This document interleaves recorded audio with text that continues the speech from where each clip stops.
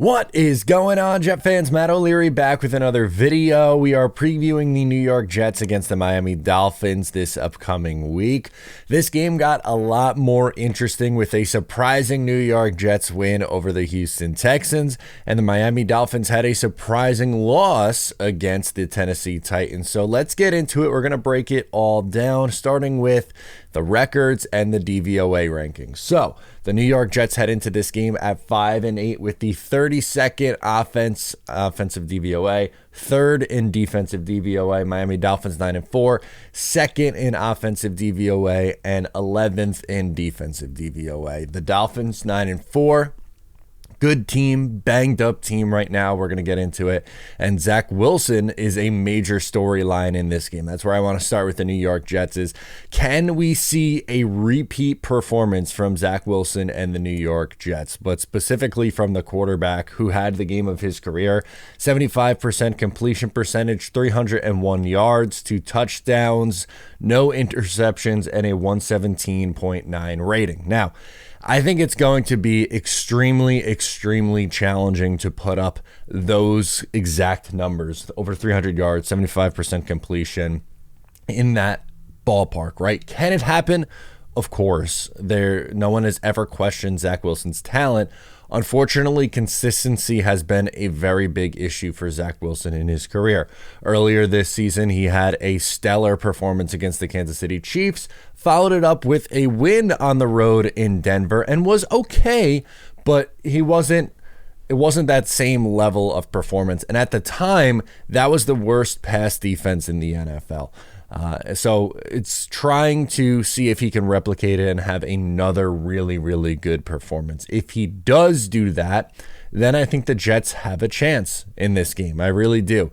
Because as I'm hinted at, the Miami Dolphins are really beat up heading into this game. Oh my goodness. So Tyreek Hill was banged up again in the game against Tennessee. He had to leave and come back later on. And when Miami was without Tyreek Hill, that offense looked completely different. I don't know if there's a player who impacts an offense outside of the quarterback, right? Like Patrick Mahomes is obviously going to be number 1 in the league, but looking at non-quarterback positions, Tyreek Hill might have the most impact on an offense in the league. He'll likely play. I'm not saying that Tyreek Hill won't play, but he's going to play probably not at 100%. And their offensive line is incredibly hurt right now. They're going to be without their center. They lost him to an ACL injury, so a new center comes in. Armstead seems like a maybe to play in this game.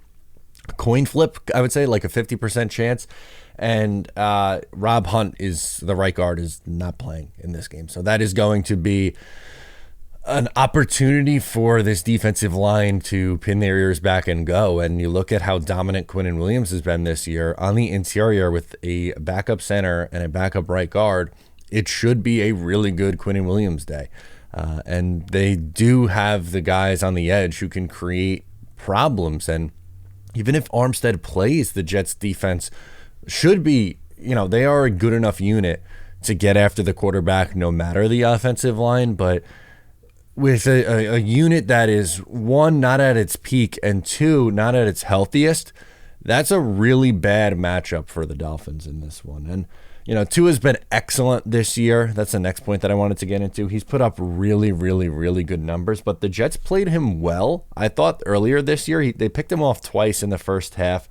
He did have a passing touchdown and 243 passing yards. A lot of that came in the second half of that game. Game really got out of hand after the Hail Mary, right? It was 10-6. Looked like you were going into halftime 10-6, and you're like, all right, like, kind of hanging around in this game. That's impressive. I like it. And then it ends up being 17-6 at the half, and it was all but over at that point. Defense didn't play well in the second half, but hard to blame them when the offense was performing that poorly and they had to try to get aggressive and create turnovers. I thought we saw that a lot in the Bills game and Dolphins games this year. The Dolphins ended up winning, I believe, 34-13. So the score looks ugly. In the first half, it was a little bit closer.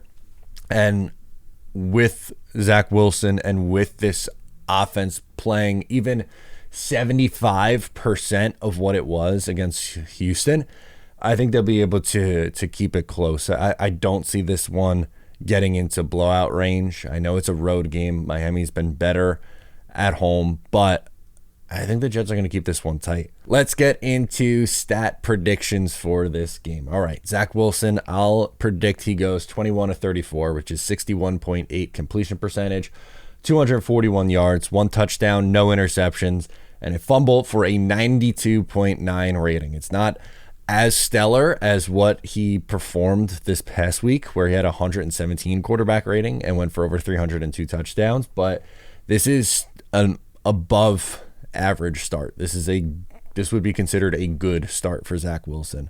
And if he performs at that level, the Jets are going to be competitive in this game. Garrett Wilson, I'm predicting to get in the end zone. I'll go 8 catches for 97 yards and a touchdown. When Zach Wilson's been in, he has really force-fed Garrett Wilson targets. It was the Garrett Wilson and Breece Hall show this past week against Houston, and that should be the exact same recipe for success down in Miami. Those are your 2 best offensive players. Get the ball in their hand. Tyler Conklin and Jeremy Ruckert follow. Right now, the Jets at the wide receiver position, not looking too hot. They don't have a great wide receiver room outside of Garrett Wilson. So beyond that, you have to get the tight ends involved, and getting Breece Hall involved as in the passing attack is only going to help. As for Tua, I'll say he goes 22 of 32, 232 yards, a touchdown, and a pick for an 87 rating. All right, it is time to make the picks at this point. The Miami Dolphins are 8.5-point favorites. That number feels too big. I think it is going to be a tight game. Again, I've been terrible picking these Jets games against the spread, 4-8-1, but I am going to take the Jets plus 8.5. I think, again, that number is too big. I think it is going to be a one-score game.